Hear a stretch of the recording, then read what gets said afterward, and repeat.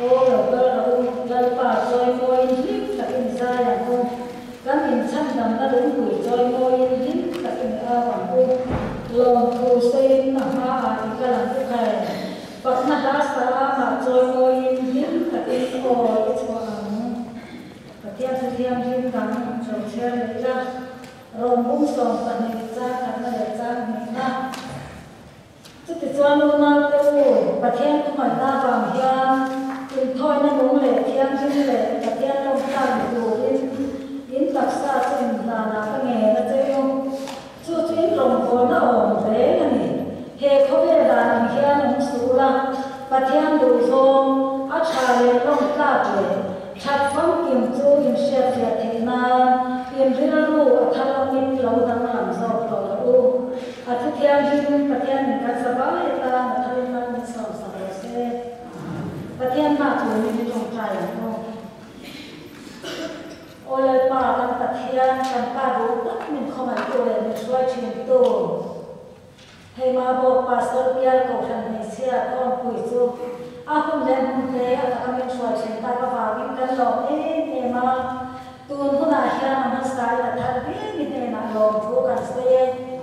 lần bà căn bát thiên này cũng hi ngao lên các cái cuộc tập luyện tập xe lần bà căn bát thiên nằm chuẩn không phải nên cái cải xuôi á nhưng cái là căn lồng luôn tốt là thế à căn lồng thì nó mình một cái là bằng cái lồng vô cả xe sau này là lần bà căn bát thiên nó nhìn khuôn bố mình chân quý đó mà khuôn bố mình chân quý đó mình căn khuôn căn xe tuổi của ta căn già na lần bà căn bát thiên này căn kho bụi xuống nha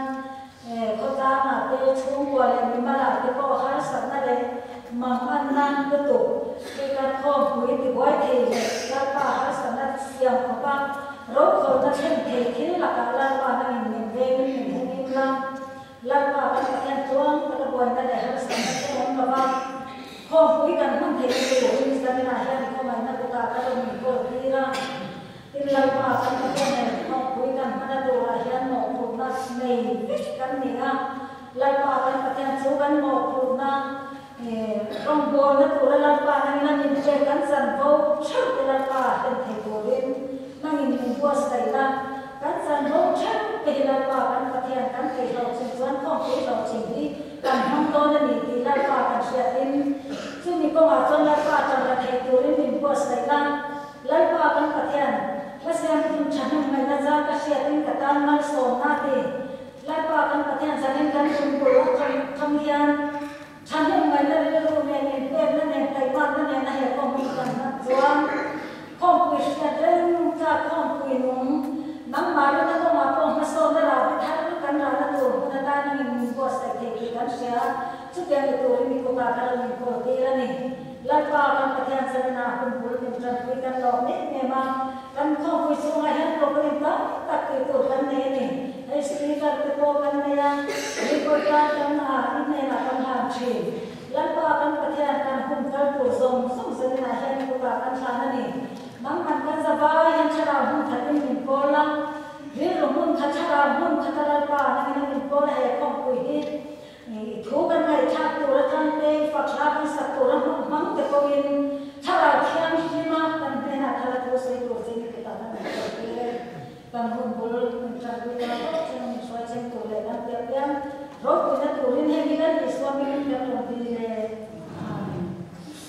kan ya se ka ri kan sto ma ma tin se te ngai te kan ngai cha na tin so so to chu ma ma cha na ni kwan na to om te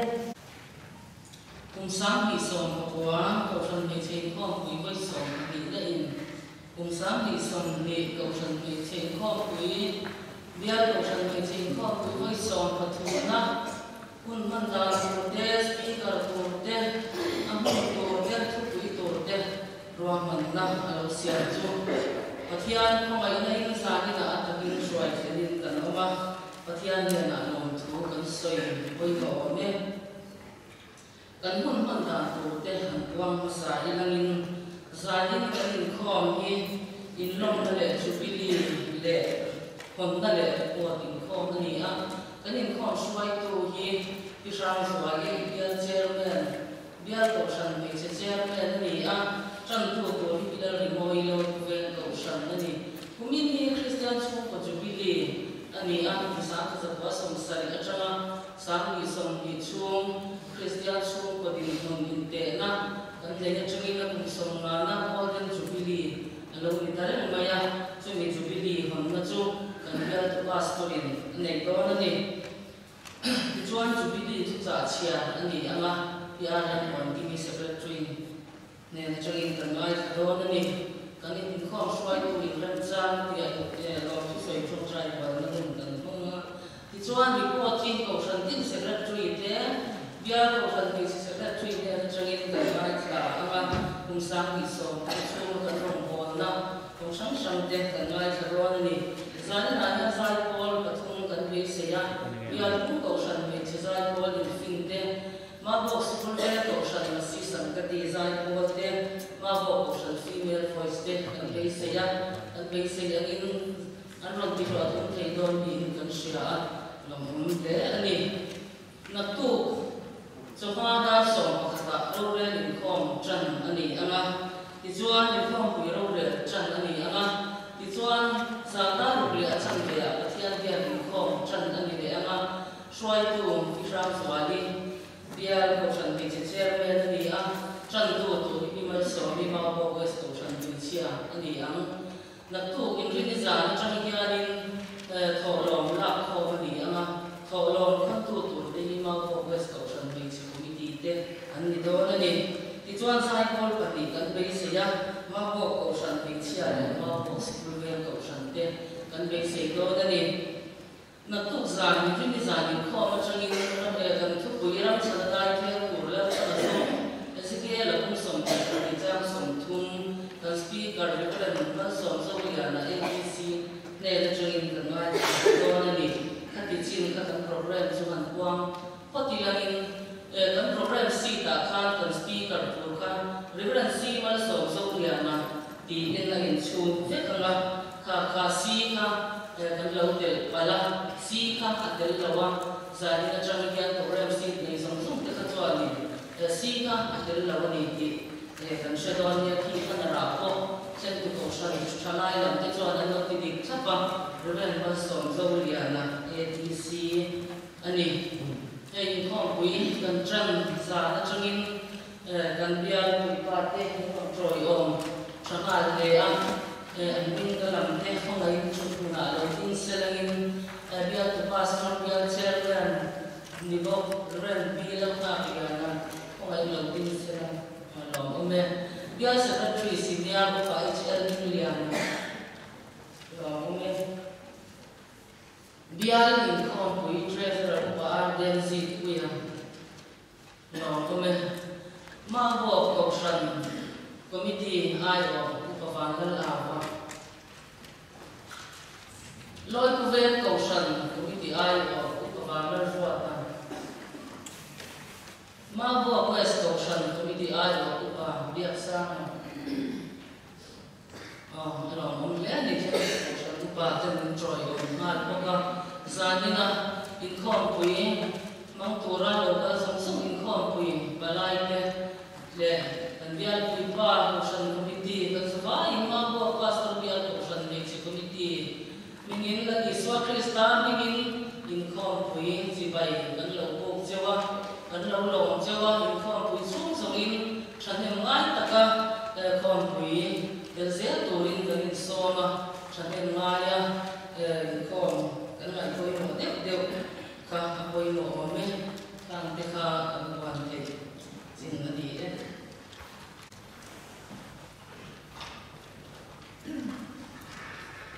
Kan tel da do he ten hen ten ko na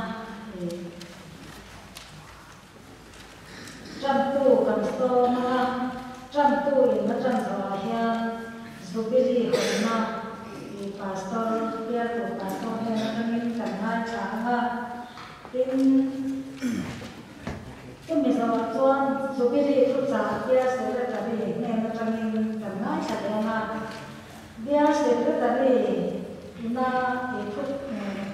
zubili tu cha a chia zo hian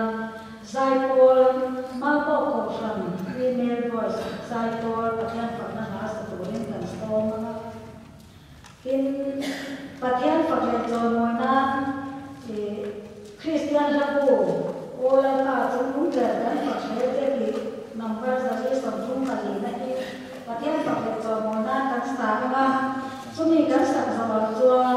lon thu soi trong trai của nó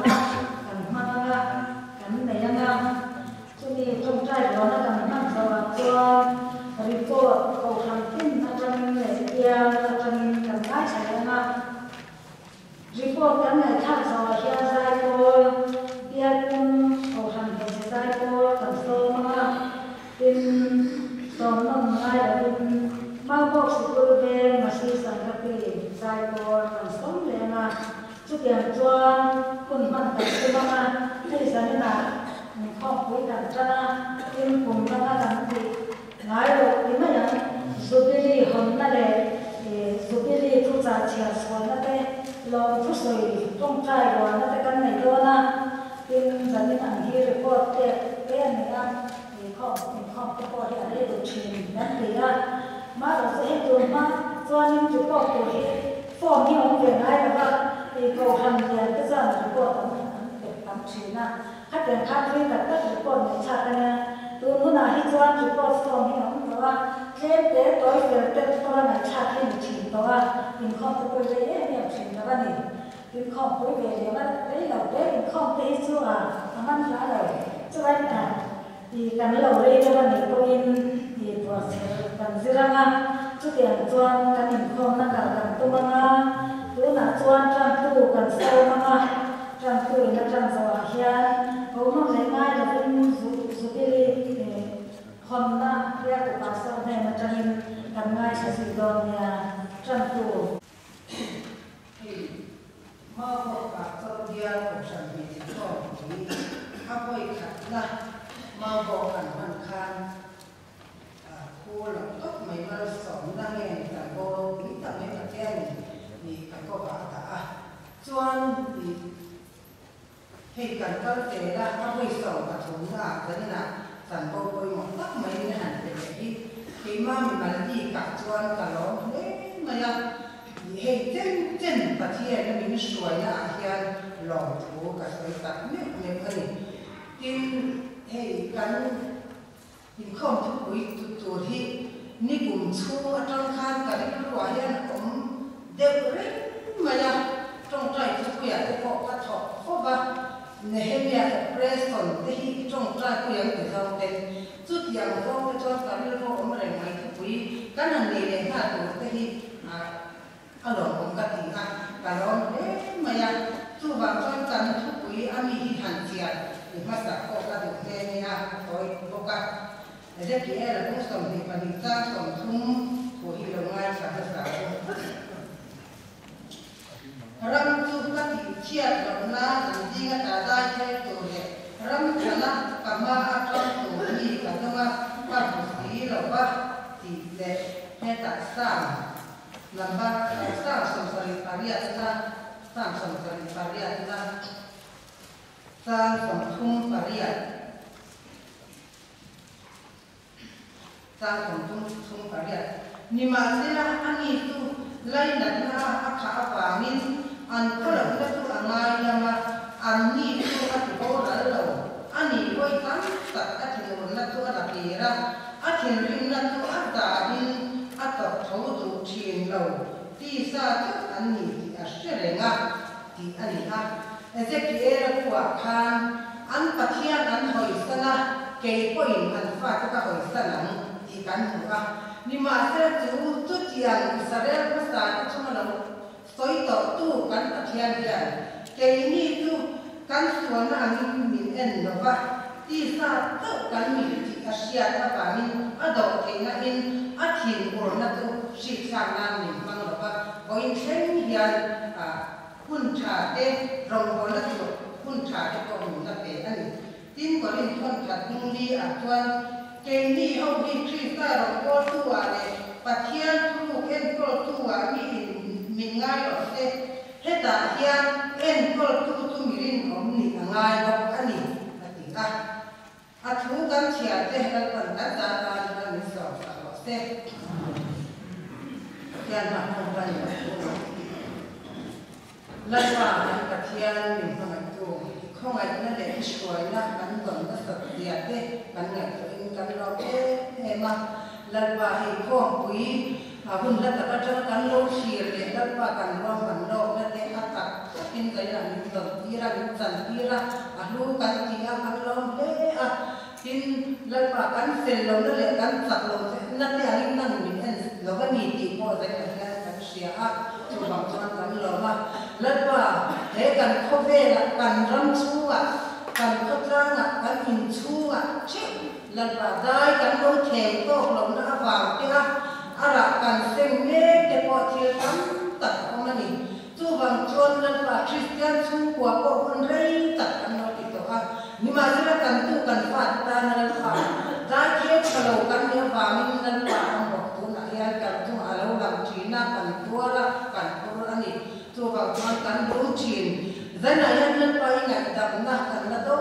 na min la ngai dam reng ani min en san na ba ni ti kan sia kan lo ma lalpa tu yang tuan zana zan le tang le he kan ko pu tang yan kan tu ui mam ti yan lalpa kai ma ni in chung che ba na kan theo chata khotla na te ko sana te rama te bo lalpa ta chok tu kan mi ki na Krista rong bol tu kan mi ka rin au ta ka in kan chui ki na i du zo na lalpa kan tho de ti na tu ko ni ko na kan ti la ti ne in ko pi kan ta na kan tan bo ni tu zo dai pol te tran tu te ter me ding kin mai lalpa kan ti ka te chen ni sa ra sia ni nang ni lo la ni chen ti la in ko pu sia ring tra tho tin ta ko mi se kan te me ma mi mal kin te ko lalpa nang ma la ma chan len kan tu a tu tiang tu chuan kan tu pui kan zir tu le kan ngai kha tu chong ta ko ne la kan ron na ta le a lalpa ko tra na te kan ko pui chunga har sat na to lo le lalpa om lo va man kan tu e mo ka tu tiang tu ko chuan ki suai na kan ti la kan tong tra ya le na kan in ko ma kan ti tu zong te kan na ti le ve to kan lo ko de tu ra ko kan tan bo ni chiu te iro ku na tu ra kan jen chwa chiu ti na le lalpa iro ku kwan chwa na tu man lo ala ko pok na tu rim I khong ai na kan ron ngen ko ke chu zong tu ni chan da tu le so Krista mi iro ku na kan ni le te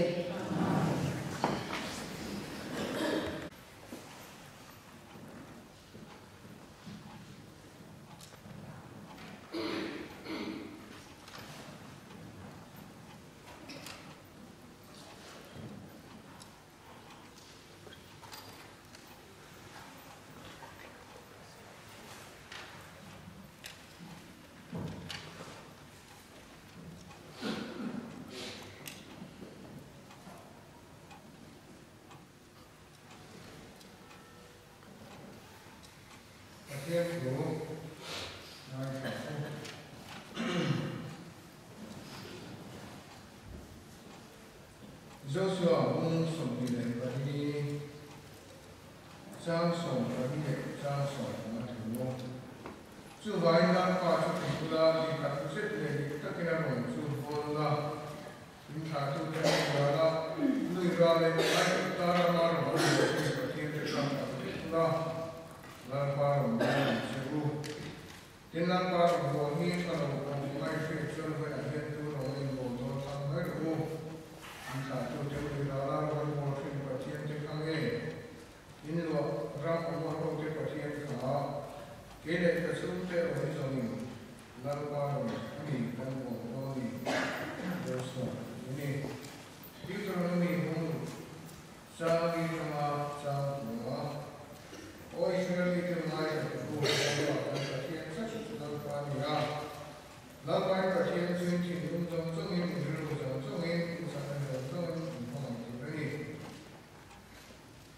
in hand to over other place to read into one some in fact in mind things in Kerala in United Light one can light in token things so tree to really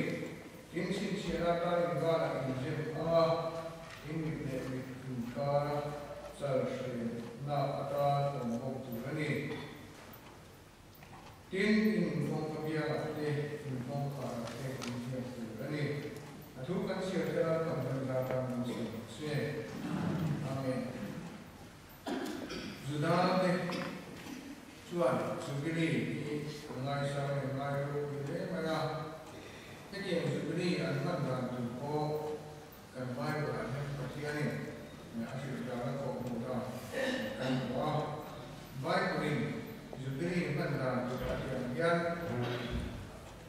lai man hong no mai lang in kan ti the to kan man hi asa lai la he jana hian Mizoram Pumya Kohan Malaysia ten Christian Sungko Golden Jubilee ni kalau saya maya cuba ni Kohan Kucing Pumya Henry Hong Tuhan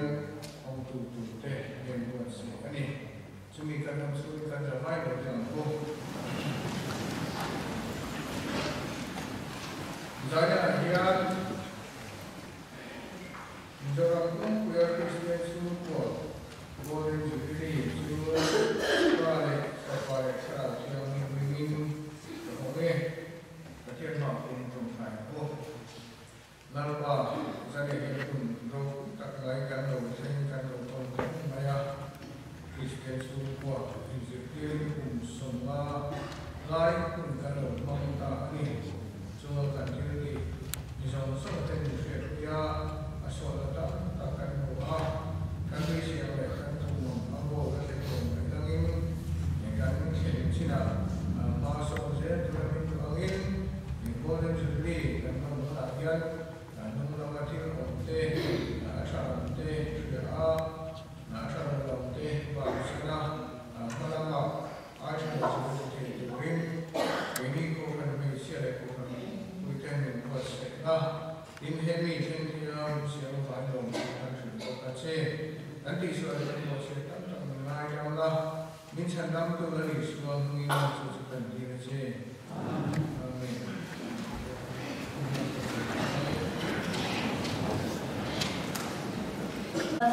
Tuan Jubilee kita biasa kita ini orang karena cara storm mengenai tapi mau orang mesti nervous kita ini karena saya Pakaian pakai jauh mana satu orang lagi suap dengan saya cakapnya, tu nanti saya kita terus sama. Kau selalu teh boleh dan lepas suap Kristen bikin Jubilee cibai dan buka jauh. Pakaian suai ni kau selalu Malaysia terong buat tu, tapi nak kau cakap jelah dan dinsan pakat. Kristen suku din nak kau ngaji dan tiang king kan nekcin. Kristen suku deh tu an kumsongan Golden Jubilee. Kumsang sebuah semestari acanga sami somdi. Alau kau teren mai, suti ruali Mizoram Pumya ingkong puilian dan naik poin. Kumsong rukna Diamond Jubilee. Sang sebuah semruk acanga sami somdi. Alau kau taboka akaro puien. Min suai tu kan patian sum fakinom sela. Ane na joy moi na sang der ilalangu. Ketia na poi mo pani in rual takang alau kau ni Central Committee suan Synod Executive Committee along Thalna Adila SEC Juan Member Tisaka along there Christian Sungko din na kunga so na turtam takkan la deni di sharing Sungko azong zungte Daniel te aga ti takzit anikin lalpa ma kan kun chok thengate kan tu kan fa chanthal le zelten kan patian chawni patian na le zel na tura chanla nan le patian le na lom soinan Jubilee imangamu Christian Sungko din munte na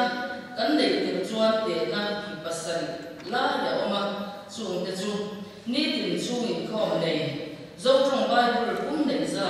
tu lung thar bu in chung ko nei za chung ko Sunday school kai thin za chung ko a bia kina in khom thin bu fai chang tak za tholo ri taka pe thin Kau satu teh kan sanang zelin teh na poti teh zelin dia. Tu nak cuan teh na tini. Ni tin sungin kom nei chin le. Cuma dia na bufai cham chin ti. Cak ani zot ta ani. Atira cuan pasal biar kat sungan ni tin sungin kom nei. Omnya lo na biar ni ko oma.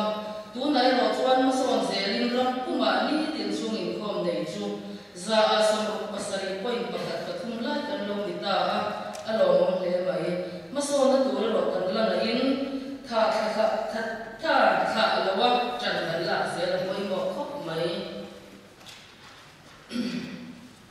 Central Committee in Jubilee Lomdan tu ro wa man angin kumin sam ni som ti biar kau sat me chen khom tu ya Jubilee ho na program Jubilee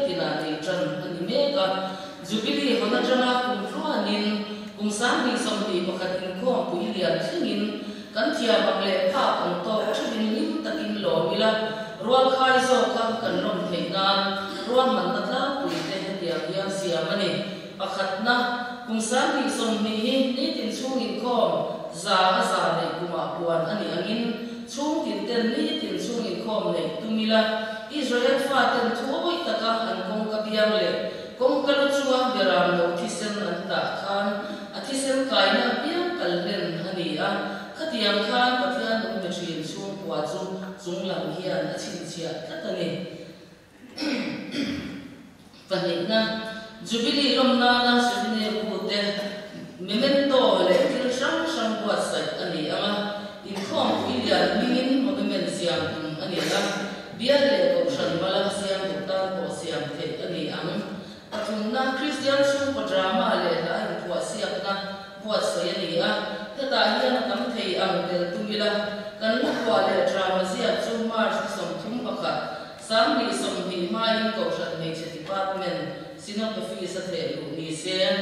palina kumthua na Christian chung kwa le jubilee ti thupui tlang au pui zelin kum sam ni som hi ko shan nei chenia jubilee dar kan vua ama Christian chung pala sa in Christian chung pa drama te chan tumila pawna lampa bing lam thei lama setana na kwar be te ruilo bo ya tang le bei dong te swal bo ya tam me te tang la pa in zalen na dar vua ang kan harit la ma mi song song tang kan la li suar athisen zalen na dar to si a parukna athei piang in kan leiba le kan la thil ti swal kan ngai lam na mo tu te pathian mingin ngai lam tumila re thei le tran pui mai te thei ang angin tran pui se ko itumang Christian chung ko kum somwa na golden jubilee le khom pui lian kum somruk na diamond jubilee in shwajan tu pathian ne na lo thu soi se liga pathian in kan na la le thu ne na sang ber achan zel thei na thane mai takin la pa rom di bo se lam HLR Moin General Secretary Chairman General Gini Kam Tekha Jubilee Sak ni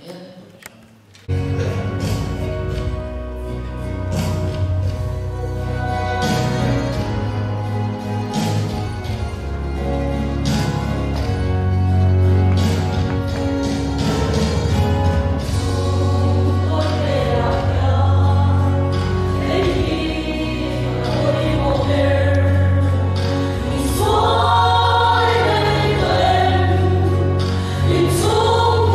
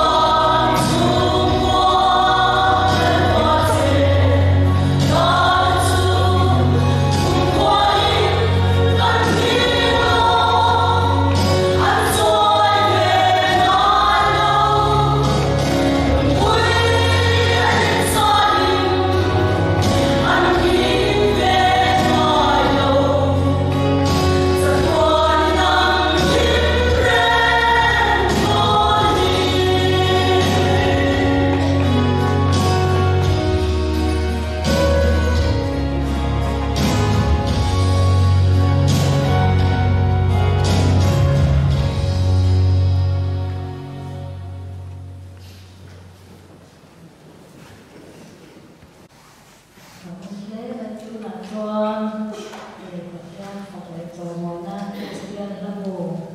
number sali somthum palena oil pa chung ber fakle je pathian no engin tein net che ko den vai te mislo ke chia fasna ke ke la pa le pathian pathian vein pathian fakle chawmona zabani usta ho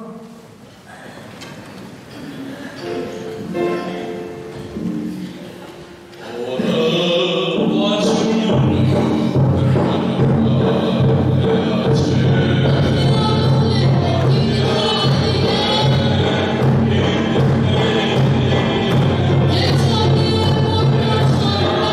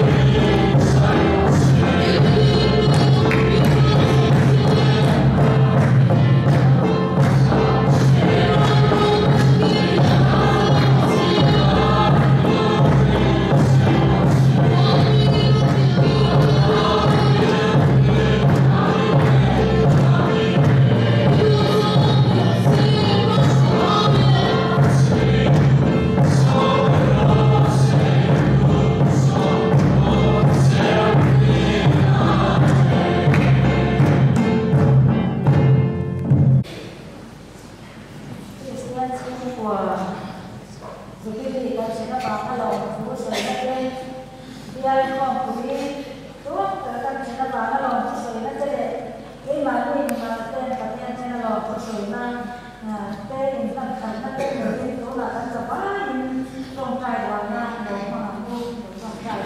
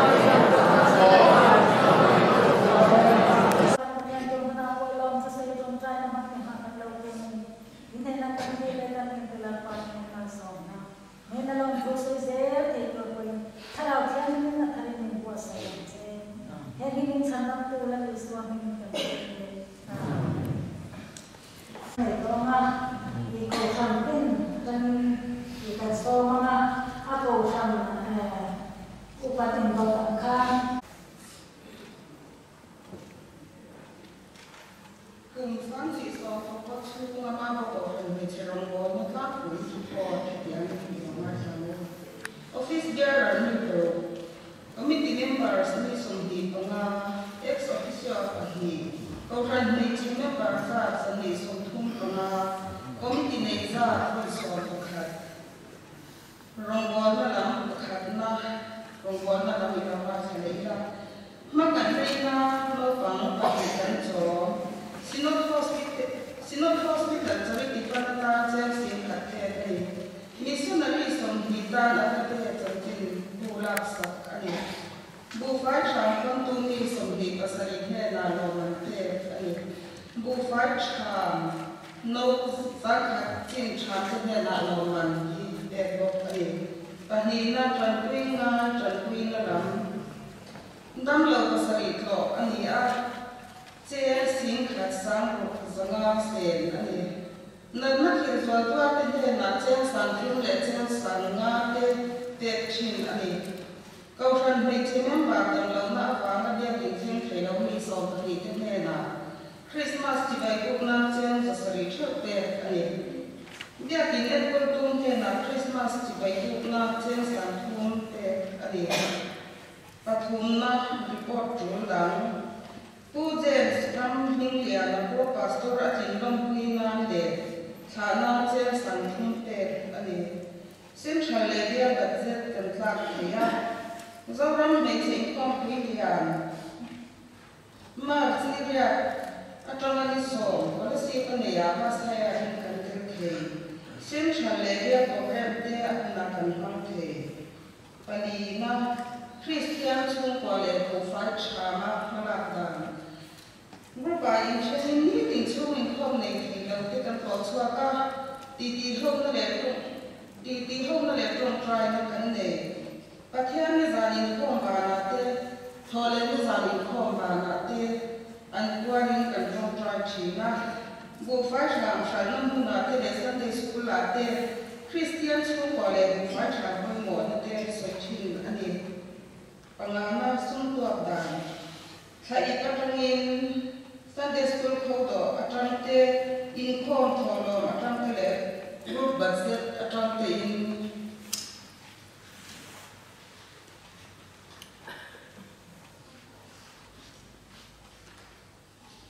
sung din hun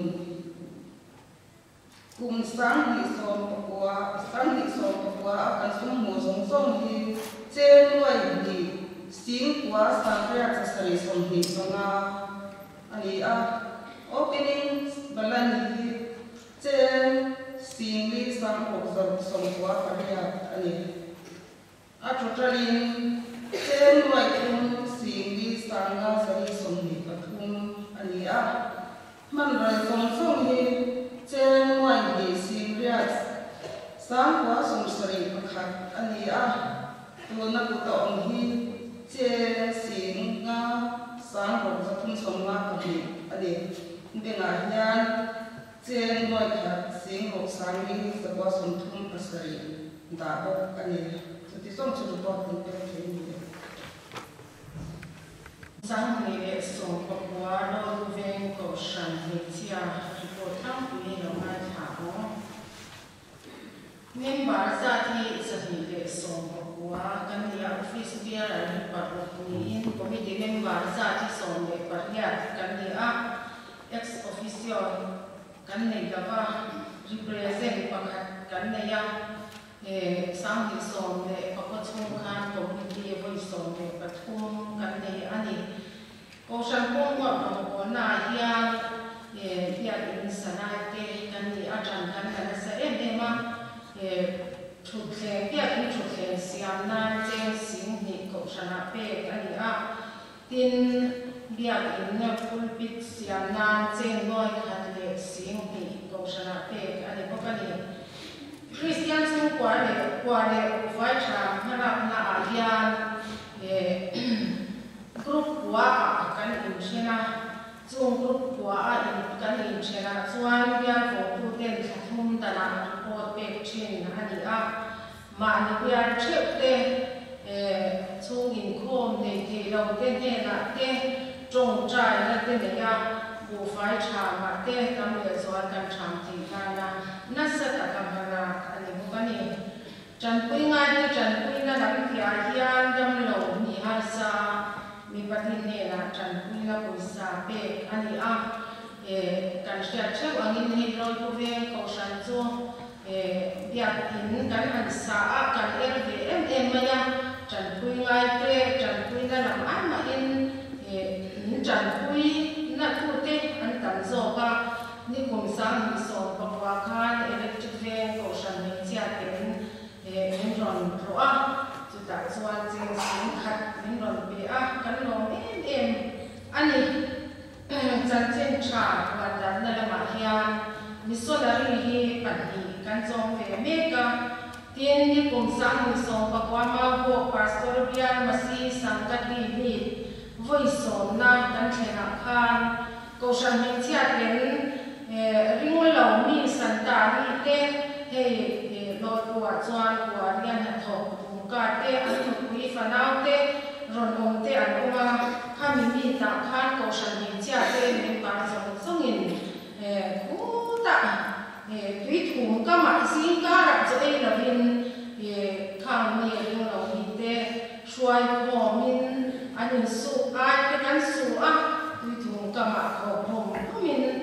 cán bề về ăn chăn trên trà thủ mấy ao là bên ăn chặt mình cán bề anh thì khác cán hành report từ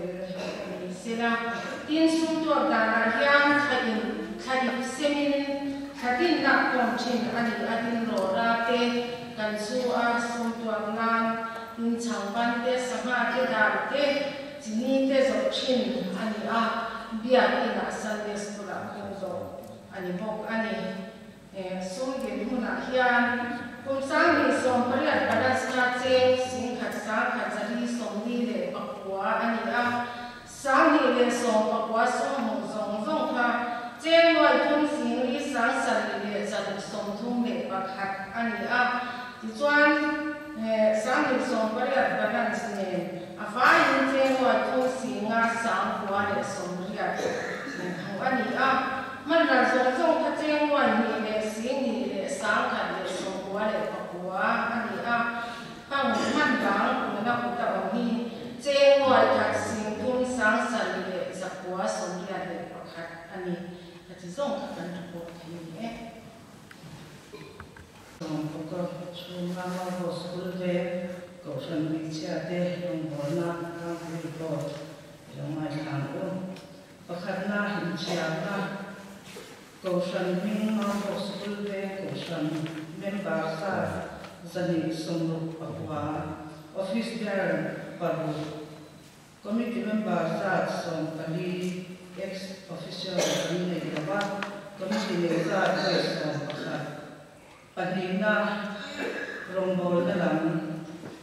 pakha na de khatin thole ni za piang in khom chinani a biakina le inlama ani chopin khom chinani biakina sarmun le thong driver le ru so ya khom chinani inlama kan thar ga man chinani ani bo tin khatar ko le nizam sabeda sen chala chala thong driver ku yom sa thong driver le chinani bo panina te gan ko shanin biakin khom ku kan thela Kausana Chelsea khat kan pe pathum na te kausana camping awa saya Chelsea thum kan pe bo palina pangpar sab committee dina rupa isyami pathian ne pya nin pya kana pangpar khochin ani pathum na Christian chungwa ya ko fai cham rata pakhat te kausan chung tin ne na ka tin bu fai cham chung chinani a in rin ni apya in la chung chinani a thotan ni sing dar saria pathian ne na la pathian ne na lan na kan nei zo in ke sia chen som panga sha chinani pani te rum sang ke som pakwa chua bu fai cham tra te pakhat ta som ne na rồi mọi nó về cái này và chúng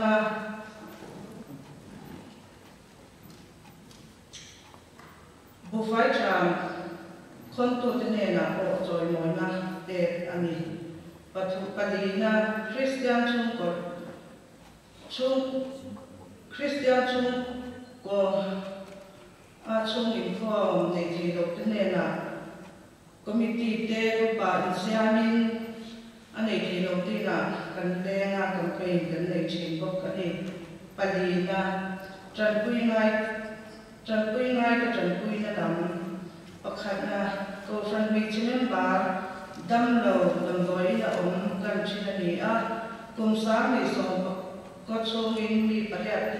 nè là trên giờ hai chỗ cần anh ấy hai năm đi phật bị bậc hạt trên sáng khát đi cần anh ấy bo Panina kan ko ran chung dam lo thar sa chung ko pakhat ne na chen sang wa sai kan tran pui pathum na kan ko tran tanga missionary achwa te chung ko panga ne na Christmas present kan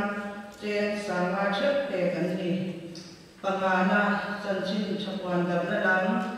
pakhat na te missionary pathum kan chom panina mangai nei na bang pani kan chom pathum na missionary te akope chanchin pu som di le ram thar chanchin pu som kan laksa parukna sutwa kan pakhana te chung tin na nu te ne na thoro mission chwa ani a thatin la khom chin ani pani te bong so ti kul te saung tu te kan te siamin kan zuak china second hand bel te kan hong bok chin pathum te ko san ri chia te group lia siamin budgeta chen si thum che ni group tin kan ta the de palina pathian ke Sunday school guna kho do chin ni a ni har sa te le dam lo chan pin ngai te chan pin nan man chin ni pasarina sum din mun cùng sáng thì so với opening balance nói thật xin lúc sáng sari rất quá sông thì bật đi cùng sáng thì so có chung sung hồ trên nói đi sáng thì rất sari sông thì bằng sung hồ sông sông nói mà xin sari rất sông đi bớt sari sung hàn sông sông trên nói mà xin thì sang thung sari bằng sung han ba chen sing li sang ro zaria sambi pani benga paisa kan nei chen noi chum sing li sang khat zaru pani tuna bengi le kan paisa nei zong zong chen noi chum sing ria sang ria zali sambi pani kan zong kan Mabok West Coast Chate, Samdi Song Opportunity Report Time We Coashan Etilim Barsat, Zali Sampa Barjad, Office Bearer Paro, committee member za samdi le ali ex officio le committee le za voi som le ko san pu wa from bon na lam ko san ti pui sui na chen sing thum ko sana chun do ani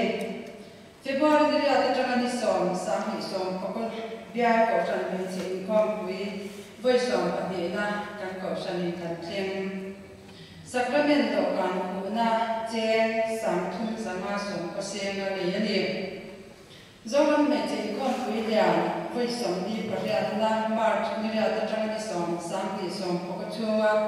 ko le se pa ne ya pa sa ya ka la ni ha member kai som hi bi som thum pali kan ni November ni som ni ko kwa sam ni som ko kwa ko san bin cheni voi som ni pathum na bia kum wa pa hongin kan ko sana ma ani bia kan pampar ko na sen so kan tumba ka artificial pampar chen si khasam ra sa ni som ra se nga le ni a he pampar da na to nyam plastic drawer chen sam ra sanga man le ko ani November ni som pali le ni som panga sam ni som ko sana so ka ken le ani bia kin khoma in le te ram pui na ni tin le pa po na ti chu in khom bu le bu fai cham be be chin ani te re ko san ni chia ten zo ram ke chin khom pui lian voi som ni pa hiat na ko lu si pa ne ya an kai man ko na an thai thar te zo sak tu ram in en nen angin February som panga le ni som ni pa ti sam ni som pa wa a an thai thar te chat be chan nem tak zo sak an ni a an get ta te kan ti lo tin san a wa nga member som pa li lai ni khom pui lian an kal thei thu le an long thu sai na thu min sha ti ra ni November ni som ni pa wa sam ni som pa wa ko san me cheni bia le a ho mana ni a wa ngi November ni som ni pa ro sam ni som pa wa tho le ni sa na ko san me cheni pa ro rem man ani a lo man chi sam sam bia ki ne in khom mi tho le sam ne in khom chaber ko ne na te Christian chu pa din mon te na te chaber te na te le bu fai cham kon to te ne na te bu fai cham te ni te ne na le in khom song song te na lo man te ka ni ku pa na ro te no pa in le golden jubilee long pui na thu sia te ka ni pangpa committee din ani a an ni sian bia kin le ave pangpa le plan te en kolin ma an da chi na ni Christian chu kwa le fai cha na na Itu ni zani khom ba na bia ngi ko san ni che committee te bia ti na ni ti na so in khom thei la te ta an ni la ba trong trai chin na ni me ni som ni ka sam ni so ko sa na rup som an ya in chinin ko san chu kwa ni ti na chu in khom ni thei la te ta campaign ni ani ko san na ron tem thar te rup tho mai chinin lo so an ni Kosan committee member ten mani bia chawa thatin bu fai cham le chung in khom din bun cha chena ne medicine ni sam ni som pakwa pathan ni Sunday school in khoma bu fai cham ma kan son the nan bu fai cham chung jang in shi sia na ne ani August ni som pakha sam ni le som pakwa pathan ni in khom ba na committee member te le bu fai cham kon to te ke pui in hawa in kom na le ani bu fai cham sa nu na lo ale tu lo ka te ne na bu fai cham chung jang in shi sia thar na te ne in bu fai cham hi trong tra ya pathan ne han chin ani kum sam ti le som ko chuwa bu fai cham lo sang ka sang chin thang ne na choi moi na pe ani Trần Quy ngay cái Trần Quy là lắm. Sinot hospital đôi la ngạ hospital charity fund jail sim nị bẹt anh em. Mà ngày nay na lâu bằng cả thôn cho anh em. Okas ni som pakwa sam ni le som pakwa. Sinot hospital đôi lang tan bed seat som ni pasari le lu ham kor bẹt ni bẹt anh em. Hẹnกันเที่ยวเปียกเที่ยวกับฉันเห็นจะก็ตีเต็นเขาคอมันเองที่บางเรื่องโซมีกังกันนักการที่ปราอัมสนารีอมจันทวีนานทำนอช ฉันเห็นตักหลักคอมันนี่ reference zone หนึ่งบ่อยอ่ะปัตนาข้าเรียนดิสตริกยาของตัวเดียนาปังรอนไฟเต้เมื่อที่สำเนียงปนุสังที่เลสองปกว่าปัจจัยในสารเขาฉันนินข้อมาฉันคุยนัดเจ้าสิงขัดอันนั้นนี่คริสต์มาสเพรสเซนต์ตาในบัตรเจ้าสิงที่กันดักซูกันก็ฉันมีช่วงกับปกว่าเต้นน่ะเปียกันนี่ก็ฉันมีกันเหล่าสำเนียงเลยปฐุมกันนั้นนี่จันจิ้มฉับวันแต่ละหลังก็ฉันกันทั้งอินมิสนารีมิสนารีจอมันนี่อากาศจันจิ้มบุกฉันมีมิสนารีบัวละลักษณะนี่กันสุ่มตัวดังถ้าอีกเสียงสันเดสิกุลเขาตอกสเวียตจอดสากันคุยเสียงรูปบัตเจ็ตอินคอนทอเลรังทาร์เฟตจะอินคอนทอลอมเตอินสุ่มตัวกันนี่สุ่มดินหุ่นกุมสังที่เลสองปริยัติอุสหันบางเจ้าว่าขัดเสียงสริสังกาสรุปกุมสังที่เลสองพบจูงาสุ่มโบเจ้าว่าลาเสียงกุศลทุมจาสองปปทุมสุ่มหมู่สงสงเจ้าว่าสริเสียงทุมสังเรียจะสริสมบุเลปทุมกันบรรยายสงสงเจ้าว่าสังทุมสมบุปมาอุตตะอมตัวน้ำมันบางเจ้าว่าขัดเสียงทุมสังกาจารุกสมบัวปริยัตินี่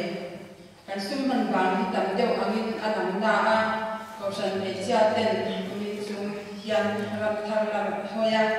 เป็นสวัสดิ์ตุมันนี่อันว่ามันตานชิ้นอันจวนนินGood Friday ได้เดียนินรับทางรับเป็นสวัสดิ์ตุมันนี่จุดตานะแห่งสุ่มเตะร้องมันนี่ฟังกินกันมันบางตัวนะผมเห็นตั้งเดียวอันนี้นะมั้งร้องมันทำกันกันเทอันนี้จวนนินอันสุ่มมันบางพอที่ยังเรื่อยตัวนึงถ้าต้องขับกันจะปวดเพลียมาบอกพาสตอร์เบียกับฉันวิเชียคุณสามดิกส่งปกว่ารีพอร์ตล้างคุยกันเชียร์กันกันเบียลายันกับฉันพลีกันโนมากับฉันมีอมทั้งนัชงก็จะที่จะสริสมทุ่มปรุกันนี้อมปลชุกว่าที่สมทุ่มประคัดกันนี้ที่จวนชุกว่าสมสมที่จะสริสมปัสริกันนี้กับฉันไม่ใช่เพิ่มปาร์ซาที่สังขัดสาสมปัสริกันนี้biar komiti ahian office biar perlu komin komiti member som ini tujuan office ini fanga omani komiti ini voice sari ini rombol na kungsan ni som buat biar kausan becik kom bui voice som ini na ture di hokinte petian ini Christian Sung ko retreat dial kwa in nei ni rose speaker roya man ho ni rose ti chu me ni sari sang ni som pakwa thole ni le le zan reverend Benjamin Lerin moya ATC speaker an so min ma ko ko shan biatina thuang taka manani bial Sung ko shan tina chugin member chunan ta kan tel theya long kan tile ani biar ko apel leadership training ne ni rose ti chu kan so mangin central lam swai thu ten june ninga sam ni so ko ni la ni so ma le so ni wa biar chung ko shan tina ko shan me che committee member te ma bo ko shan biar ina leadership training min ron ne kuya so yo na chatak te le in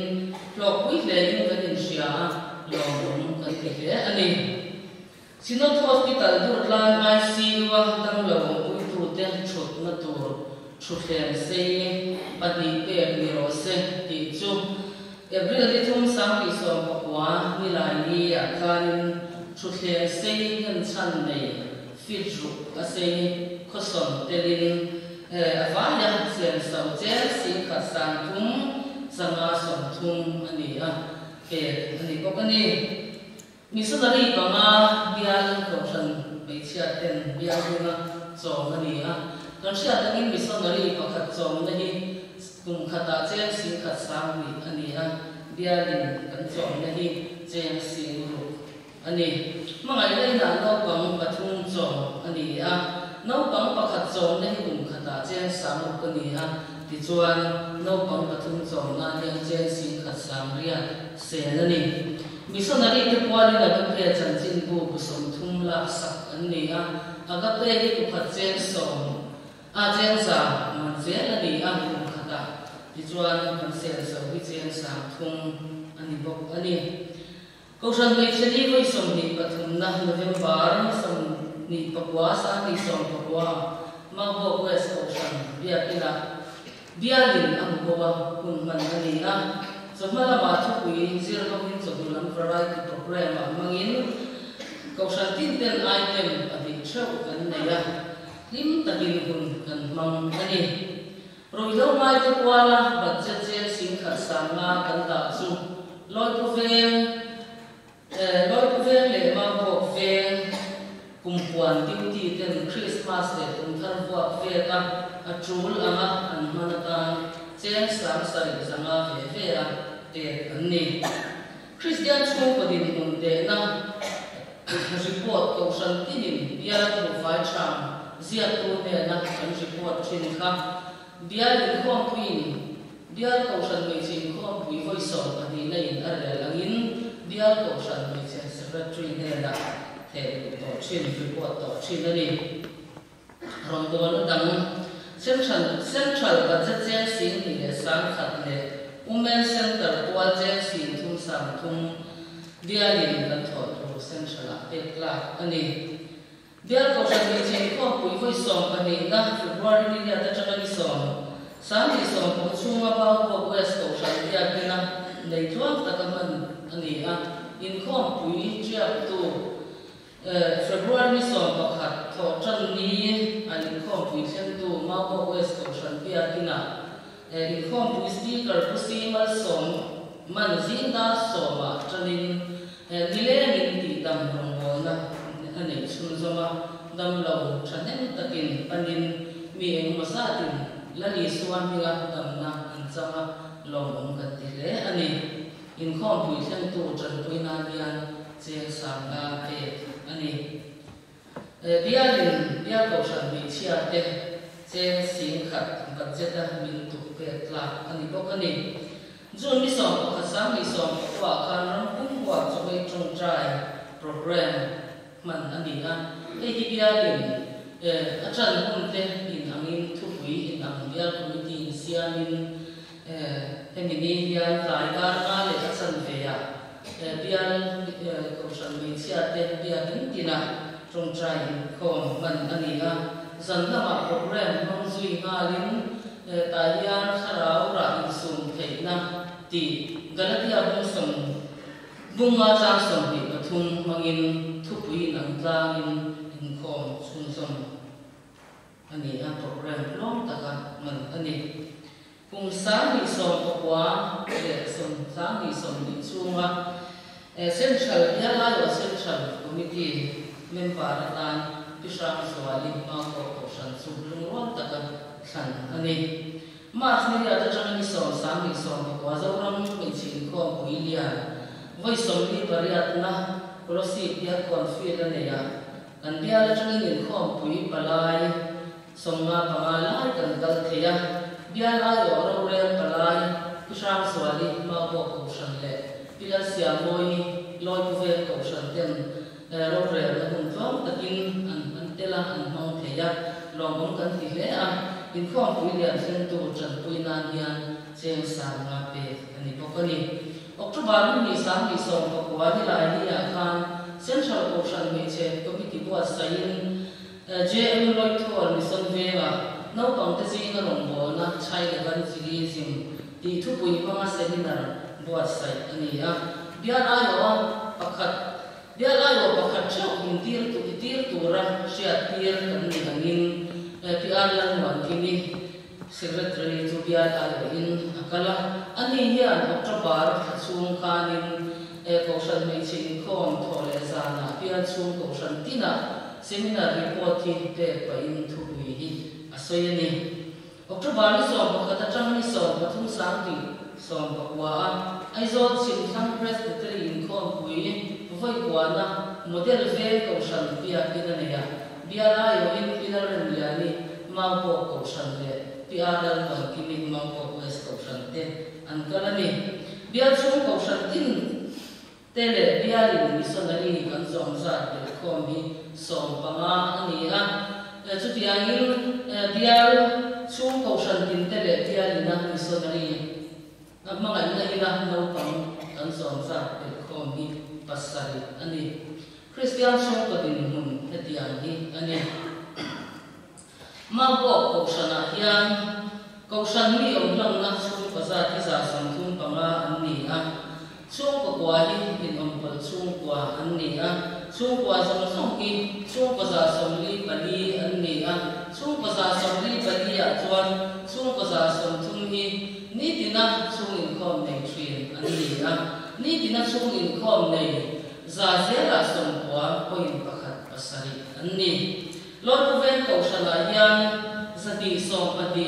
om hlang na chung kwa ani a om pol chung kwa hi chung ko som padi ani a chung kwa zong zong ni zati som ni pali ani a chung ko zati som ni pali a chuan chung ko za som li panga in ni tin chung in khom an nei te ya ni tina chung in khom nei hi za zela som pali point pasari pathum ani ma ko sikul ve ko shala hian chung ko za som li pasari te hi chung ko san mi om lang na chung kwa an ne a om pa chung kwa hi chung ko riat ne in chung ko za som nga pa nga hi chung kwa zong zong an ne a chung ko za som nga pa nga chuan chung ko za som li pa ni in ni tin chung in khom an nei the ya ni tin na chung in khom nei the hi za zela som ko pakhat point par pakhat ani ti chuan ma bo west ko sana hian ko san mi om lang na chung kwa hi za tin som li pa ni in om pol chung kwa hi pa ni an ni a chung kwa zong zong mi za tin som li pa li an ni a chung ko za tin som li pa li a chuan chung ko za tin som ni pasari ni tin chung in khom an nei the ya chung in khom nei ni tin na chung in khom nei hi za zela som kwa pathum point bial pathum mani ti chuan bia kum puya kan tin hon hi ko san mi om lang na chung kwa hi bia kum puya chung ko za sari som thum paru ni in chung ko som thum pakhat thi om pol chung kwa ni a chung kwa zong zong hi chung ko za sari som pasari ni in chung ko za sari som pasari a chuan chung ko za som li pali hi ni tin na chung in khom nei ni a chu ni tin na chung in khom nei za zela som riat pathum point pakwa paru ani kung sang ni som riat ta khan bial kum din hun hi za zela som sari pakwa point paru pariat ani a kumina hian za zela ni tin na chung in khom nei hi o za zela pali point pali pariat din kan pung ani kham te kha report bial na pe te ni sai ko lam so te no to na bian ko kan sai ko ka so ma sa ma an ni sa za ko na na so ko te ka din ma ro su pe de ko kan si sa ka de sai ko te ka so so ka da ni na so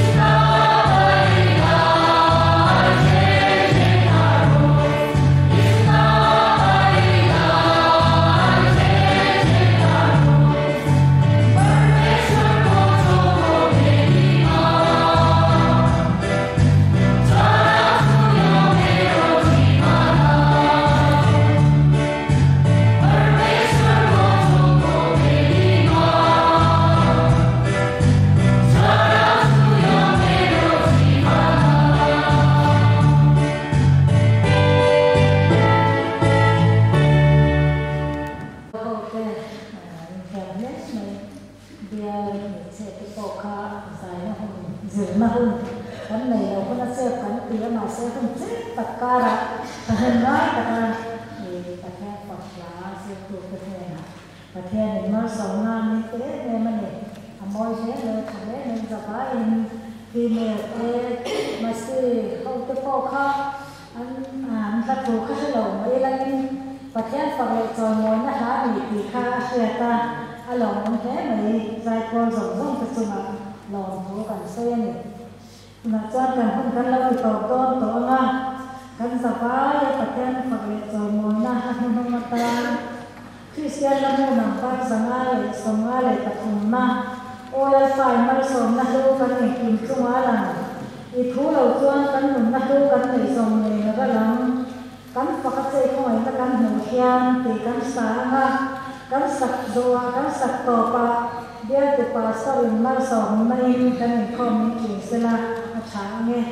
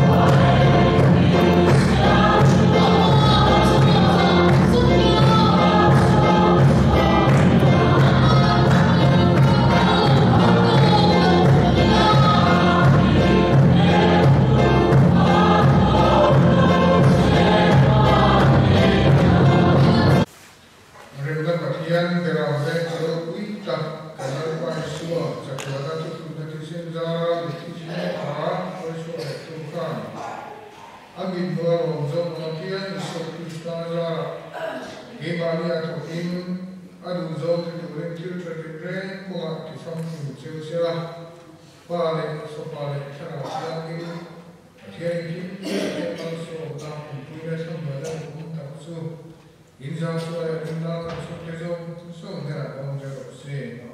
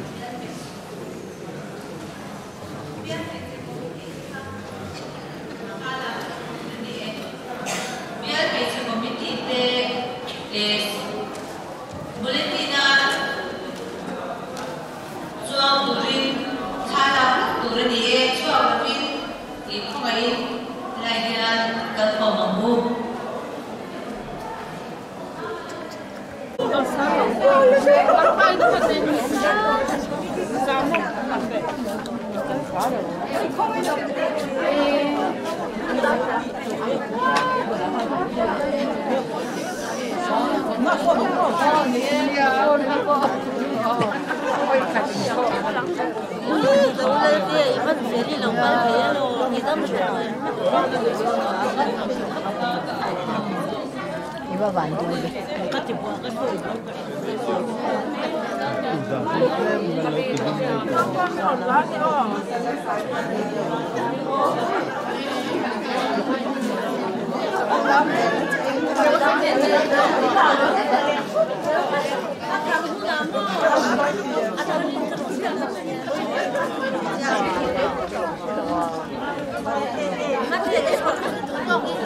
Mati